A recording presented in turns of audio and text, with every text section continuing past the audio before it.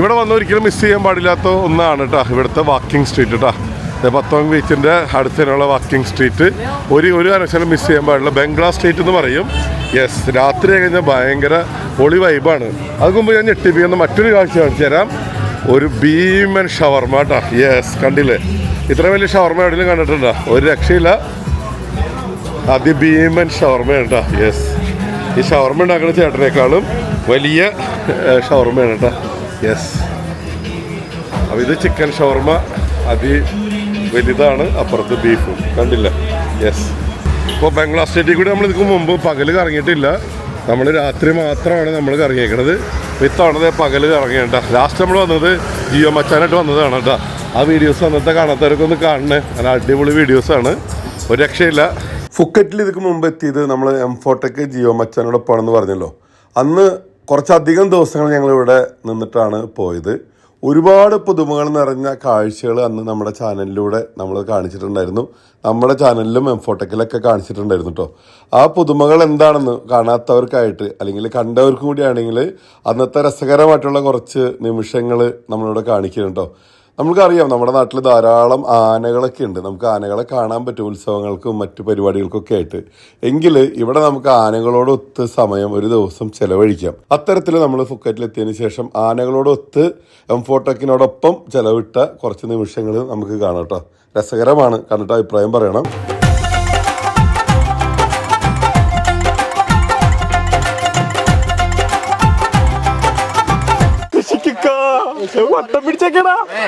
നീ അങ്ങനെയാണ് പോകേണ്ടത്. അത് തണ്ണിമത്തന അല്ല, അത് തണ്ണിമത്തനല്ല. അയ്യോ, ഒരു രക്ഷയില്ല. ഇത്ര കുഞ്ഞാലേ ഞാൻ ഇത്ര അടുത്തത് ആദ്യമായിട്ടാ. അയ്യോ, ഒരു നേരത്തെ ഭക്ഷണം എന്ന പദ്ധതിയുടെ ഭാഗമായി ഞങ്ങൾ ഇതാ തരുന്നു. ഹാരിസ് അമീർ അലി പ്രവീണാന് പിടിച്ചേ. ഞങ്ങളുടെ ചെക്കന്റെ കല്യാണം പോലും കഴിഞ്ഞിട്ടില്ലടാ. അവിടെ ഒന്നും പിടിക്കല്ലേ. ഇതാണ് എലഫന്റ്.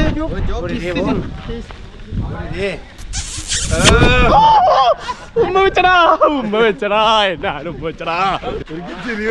ആ വികാരമുള്ള മുഖം ഒന്ന് കാണിട്ട് ഞാൻ ആന ഉമ്മ വെക്കുന്നു. ചെളിയൊക്കെ എടുത്തിട്ട്, ചെളിയല്ല ഹെർബ് മിക്സ് എടുത്ത് നമ്മൾ തേച്ച് കൊടുക്കാം കേട്ടാ. ഹായ്, ഓലത്തുമ്പത്തിരുന്നുയലാടും ചെല്ലപ്പൈങ്കിളി നിന്റെ ബാലഗോപാലന് ചെളി തെപ്പിക്കുമ്പം പാടടി, ചെളി കോരി കുളിപ്പിച്ചും കിന്നരിച്ചോമണിച്ചയ്യ. മസാല അടിക്കണോ? എടാ എടാ, ആത്മാർത്ഥാണോടാ, ആത്മാർത്ഥ വായിക്കണോ?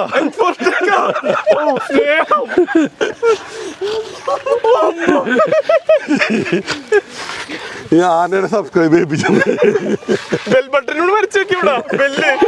ബെല്ല് അടിയിലുണ്ട്. പിന്നെ ആനേനെ കുളിപ്പിക്കാൻ പോവാണ്. ആയ്, അടിപൊളി. സ്പായൊക്കെ കഴിഞ്ഞാൽ അങ്ങോട്ട് കുളിപ്പിച്ച് കഴുകി വൃത്തിയാക്കേണ്ട നമ്മള്. ഇക്ക, നാട്ടില് നമുക്ക് ഇങ്ങനെ ചോദിച്ചു തന്നിട്ടുണ്ടെങ്കിൽ എവിടെയെങ്കിലും കിട്ടോ? ഇല്ല, പക്ഷെ എല്ലാവർക്കും ഇങ്ങനെ ഒരു അവസരം കിട്ടൂല അല്ലെ?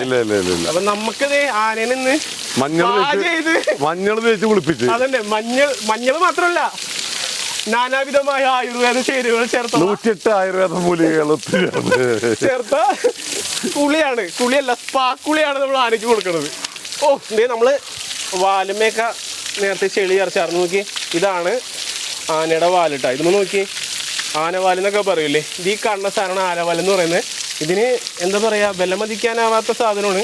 പക്ഷേ ഇത് ഒരു ക്രൂരതയാണ്. ആൾക്കാർ പണ്ടൊക്കെ ഇതിൻ്റെ അറിയാത്ത കാലങ്ങളിലൊക്കെ ഇതിൻ്റെ വാലൊക്കെ പറിച്ചെടുക്കുമായിരുന്നു മോതിരം കെട്ടാൻ, ധൈര്യം വരാനായിട്ട്. പക്ഷെ ഇതൊന്നും കിട്ടിയാലുണ്ടാ. നമുക്ക് ധൈര്യം ഉണ്ടെങ്കിൽ മാത്രമേ ധൈര്യം വരുള്ളൂ. അപ്പോൾ ഇത്തരം ജീവികളുടെ വാലുകളൊന്നും ആരും പൊട്ടിക്കാതിരിക്കും. ഇവിടെയൊക്കെ നോക്കിയാൽ നല്ല ഫ്രഷായിട്ട് വാലിരിക്കുന്നുണ്ട്, ഒരു പ്രശ്നവും വന്നിട്ടില്ല കേട്ടോ. ഇവിടുത്തെ ഡയറക്ഷൻ തരാം. അങ്ങനെ നമ്മുടെ ആനക്കുട്ടനിലെ സുന്ദര കുട്ടപ്പനാക്കാനുണ്ട്.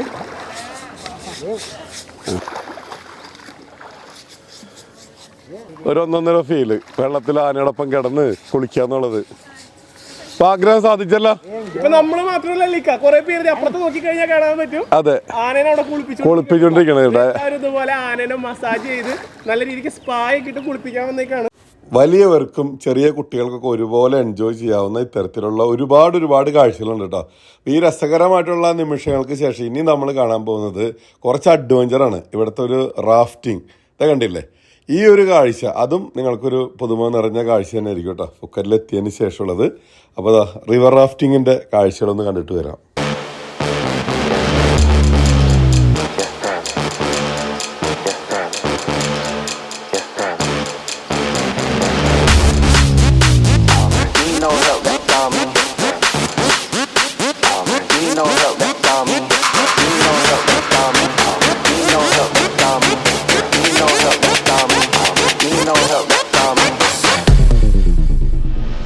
റിവർ റാഫ്റ്റിംഗ് മാത്രമല്ല കേട്ടോ, നമ്മളിവിടെ എത്തിയതിന് ശേഷം ഫിഫി ഐലൻഡ് ടൂറും ജെയിംസ് ബോണ്ട് ടൂറും ഒക്കെ ആയിട്ട് നമ്മൾ ഒരുപാട് സന്തോഷിച്ചതിന് ശേഷമാണ് പോയത്.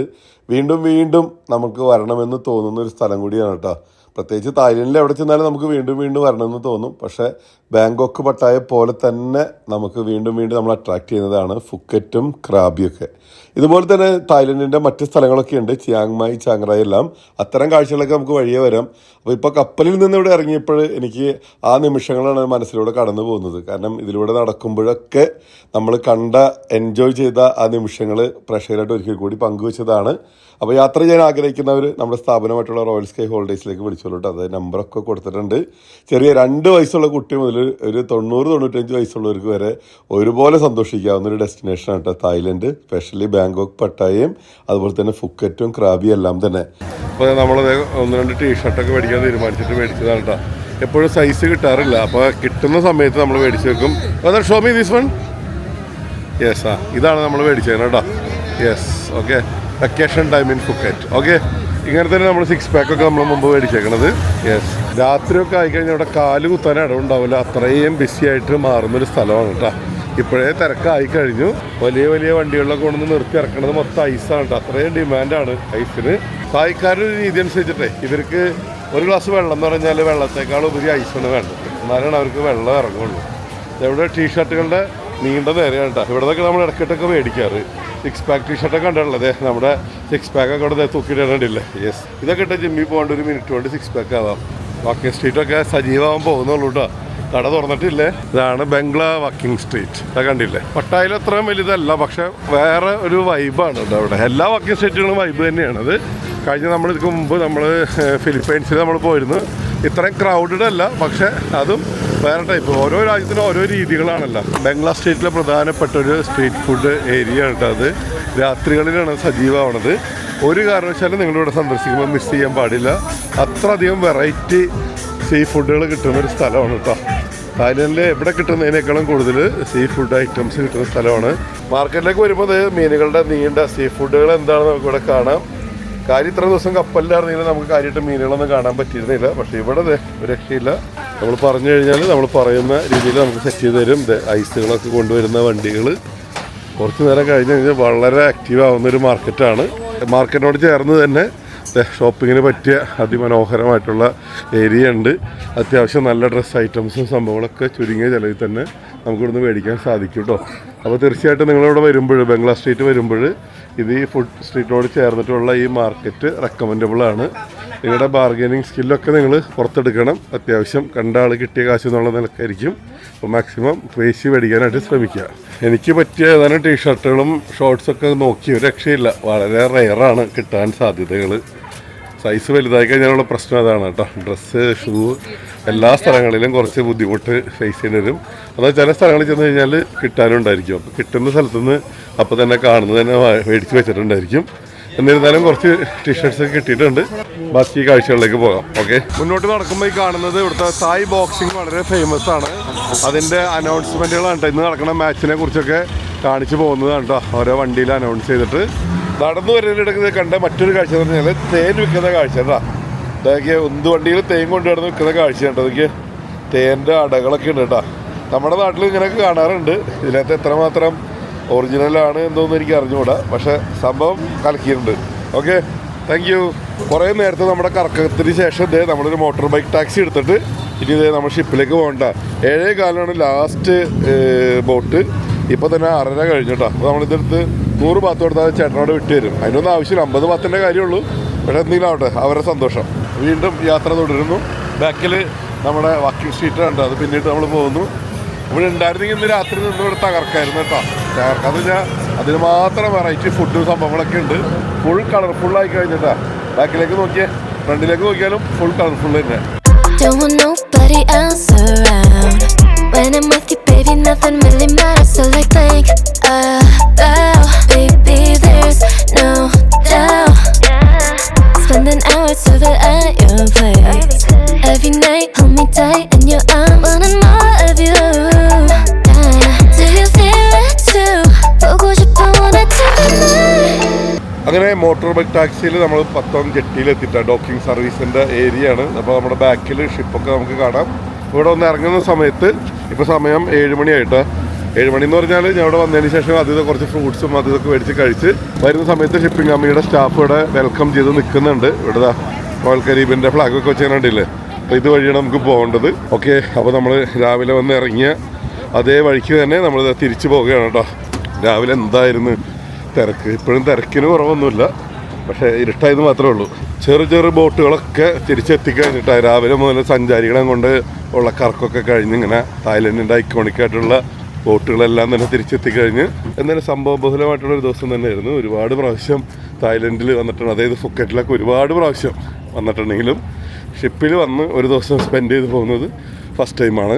ഇവിടെ വരുമ്പോൾ ശ്രദ്ധിക്കേണ്ട കാര്യം എന്ന് വെച്ചാൽ സ്റ്റാഫുകൾ ഫുഡ് ഔട്ട് സൈഡ് ഫുഡൊന്നും അലൗ ചെയ്യില്ല. അപ്പോൾ അതൊക്കെ ഒന്നെങ്കിലും ഇവിടെ ഇരുന്ന് കഴിച്ച് തീർത്തിട്ട് പോകണം. അപ്പോൾ എല്ലാവരും ഇരുന്ന് ടച്ചിലിരുന്ന് കഴിക്കണ കാഴ്ചയാണ് കേട്ടോ. Yes, Wanting more of you. Do you feel it too? 보고 싶어, wanna take a night. Honestly, I'm wanting something safer. അപ്പോൾ ഇത് നമ്മളുടെ ലാസ്റ്റ് ബോട്ടിലേക്ക് നമ്മൾ കയറിയിരിക്കുകയാണ് കേട്ടോ. അപ്പോൾ എന്തായാലും ഞാൻ മോളിൽ പോയിരിക്കാൻ തീരുമാനിച്ചു. കുറച്ച് നല്ല വിഷ്വൽസ് ഒക്കെ എടുക്കാൻ പറ്റുകയാണെങ്കിൽ നല്ലതല്ലേ.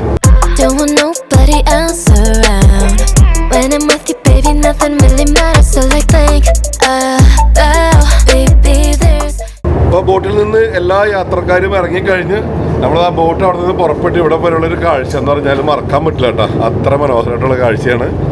ലാസ്റ്റ് പാസഞ്ചർ കേട്ടോ. ജോലിക്കാരും കൂടി കയറി കഴിഞ്ഞാൽ കപ്പൽ പുറപ്പെടാം. അതാണ് ആള് കയറാനുണ്ട്, അടക്കല്ലേ. തിരിച്ചു വരുമ്പോഴും ഒരു രക്ഷയില്ല കേട്ടോ. ടൈറ്റ് സെക്യൂരിറ്റിയാണ്, അത് വീട്ടിൽ കൊടുക്കാൻ സമ്മതിക്കില്ല.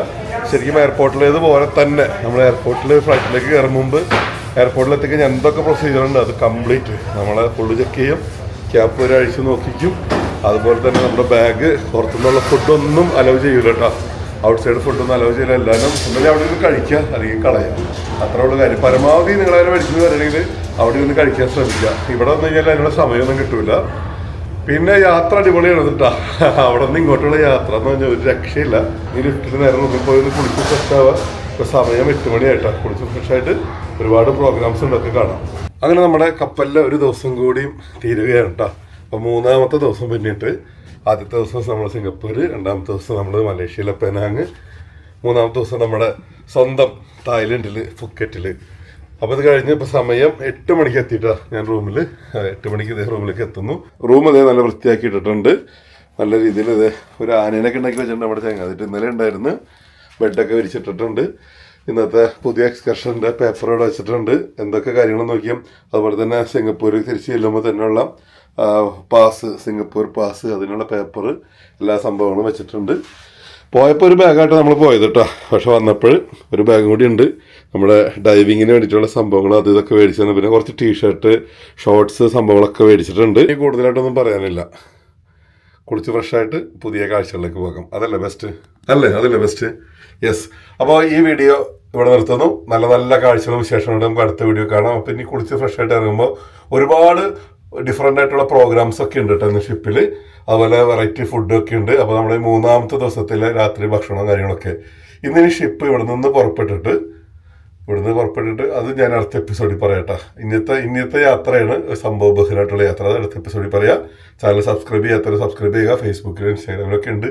എൻ്റെ മനസ്സിൽ തങ്ങിക്കുന്ന കാഴ്ച എന്ന് പറഞ്ഞാൽ ഇപ്പോഴും റൂമിലെത്തിയപ്പോഴും രാത്രിയിൽ അവിടെ നിന്ന് വരുന്ന കാഴ്ച ഉണ്ടല്ലോ. ഷിപ്പ് ദൂരേന്ന് ഈ ലൈറ്റൊക്കെ ഇട്ട് ഇങ്ങനെ നമ്മൾ അമ്പൂരിനാളിൽ പള്ളികളൊക്കെ ഡെക്കറേറ്റ് ചെയ്യില്ല, അല്ലെങ്കിൽ അമ്പലമൊക്കെ ഡെക്കറേറ്റ് ചെയ്യുമ്പോൾ ഒരു ഭംഗിയുണ്ട്, നമുക്ക് അവിടെ ചെന്നിട്ട് കാണുമ്പോൾ ഒരു സന്തോഷം ഉണ്ടല്ലോ, അതുപോലെയാണ് കേട്ടോ. അവ എനിക്ക് കൂടുതൽ നീട്ടുന്നില്ല, ഇപ്പം തന്നെ നല്ല ലെങ്തായി, നല്ല അടിപൊളി 28 കാഴ്ചകളായിട്ട് നമുക്ക് വീണ്ടും കാണാം. അതുവരെ എല്ലാവർക്കും ബൈ. റോയൽ കരീബിയൻ്റെ ആന്തം ഓഫ് സീ, തായ്ലൻഡിലെ ഫുക്കറ്റിൽ നിന്നും ബൈ.